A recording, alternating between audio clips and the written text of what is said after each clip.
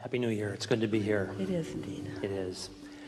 So I've been in kind of a reflective mood lately, and I've been looking back at the work that I've done in my professional life. And I've been aware that most of the people that I've been working with are at a rather low vibration. Yet, I do what I do well. Am I missing something? Just this. Nobody gets you. And so you might want to take a look at what you're doing and the pleasure it brings you and what you think your ultimate goal is, because we're getting right to the heart of what's tripping most people up. What trips most people up is that their worldview, their self-view, their, you could say, belief system, or you could say desire system, feels correct. You feel like what you've learned through life and what you've come to is a really good thing, which you want to share with others. But the missing point, the missing understanding is that in the complexity of every other individual, not just all of them put together, but any one of them, there are so many reasons that their point of attraction is what it is, that they just can't hear what you mean when you say it. In other words, we are, for all of these words, understanding that you as individuals, over 1,000 people in this room, each one of you is getting something a little different from what we're saying. Is there a sort of harmonic consistency? Yes.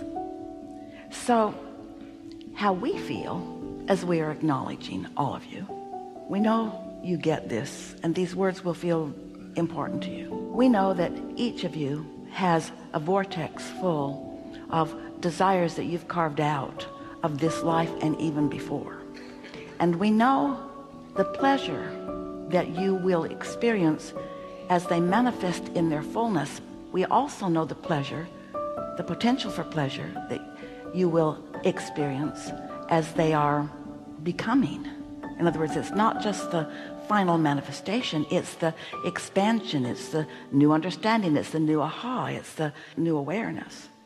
So just like Esther knew for sure that the water is going to come to a boil, we know for sure that every one of you is going to get what you came into this life experience to get. So as we visit with you, we're offering the laws of the universe because we want each of you to find the path to what you want, but in no way do we want you to compare yourself to one another, and in no way do we have a perspective of life that we prefer you to live. You see what we're getting at? That's how sure we are of the perfection of this life experience, that everyone gets to become and everyone gets to find pleasure in what they are becoming, and as it is happening as it goes along. And so just in the way that you acknowledge that you feel like you might be doing something wrong, because what's the statement that supports that feeling that I might be doing something wrong? Can you make that statement clearly? I don't have everything that I want. I don't have everything that I want, or they don't have everything that they want. I haven't been able to guide them to the things that they want, which is what I want. I want to be able to guide them to the things that they want. And when they aren't getting what they want, then I must be failing in my guidance, which is what I want. But you become free when you acknowledge that everyone is here and everyone has an inner being, and everyone is experiencing the same law of attraction, and everyone has created a vibrational version, and everyone feels emotion. And if you can help them to understand their guidance system, that's what you want. You don't want to guide them. You want to guide them to their guidance. You want to guide them to their guidance, not to where their guidance will take them.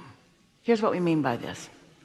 So you're sitting at a table and you're with people you know, and somebody brings up a subject like a car, and that activates a lot of different things to a lot of different people, depending on what just happened.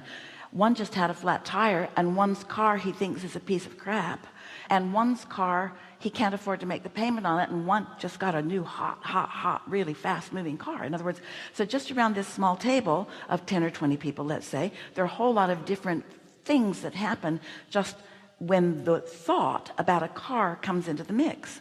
So then the conversation goes to the flat tire, which goes to the danger on the roadside, which goes to the police officer, which goes to public whatever, which goes to, in other words, the conversation, which goes to insurance, which goes to big business, which goes to big government. And so here's this small collective of thinkers that think that they're talking about the same subject, that aren't anywhere near the same subject. But the thought, and that's what keeps you all up and down all over the emotional scale, because you think you're thinking about money even when you're thinking about not enough of it, and you think you're thinking about peaceful life even when you're pushing against the fact that it isn't. In other words, you sort of get what we mean. But when you sit down at the table, any table, as someone who's kept the fire going under your feeling of being blessed, under your feeling of being worthy, under your feeling of being glad that you're alive in this body. In other words, when that's what you're feeling like, when you're tuned in, tapped in, turned on, and you've been practicing that, and so that's just how you mostly feel, now you at the table, you have a different way that you are guiding the conversation. And it doesn't matter if you're talking about the car or the flowers or the girl or the guy or the food or the sun or the moon or the sky or the rain or the flowers or the food. It doesn't matter what you're talking about. You're on the same vibrational wavelength relative to all of it, which is tuned in, tapped in, turned on, with source energy flowing through you, feeling like you're blessed to be there and glad that everybody else is there, and knowing that everybody's getting whatever they're asking for and able to let in. And you never feel like you're failing, because you're not. So what this conversation is about, and leave it to you to be the one to bring it up into this environment, what you're getting at here is that tending to your point of attraction is the only thing that matters. And knowing that, you can step into any environment and, like your inner being, stand in that compassionate stance. Compassion meaning fully present, aware, but holding your vibration of well-being no matter what is being evidenced in this moment. Because we're just going to give you the answer, isn't a feeling that I'm doing something wrong, isn't that the exact opposite end of the stick of what your inner being knows about you? Isn't that anti-worthy? Isn't that anti-blessed? Isn't that anti-good? And it just can't be. You cannot make your decision about your worthiness or your value be based upon anybody else's reaction to you, because the reaction to you isn't about you. It's about them. You see. Oh, do not misunderstand us. Let's be clear so you won't. You have so much love for other people, and you want their well-being, and you've put them in your vortex. So they're in your vortex. Their well-being is in your vortex. Their well-being is in your vortex, and your inner being is looking out for your well-being that you have for them. And remember what we said earlier? Your inner being is never looking at the other end of the stick. So your inner being knows their well-being. You put them there, and your inner being is tending to that. But when you worry, you have diverged from what your inner being knows.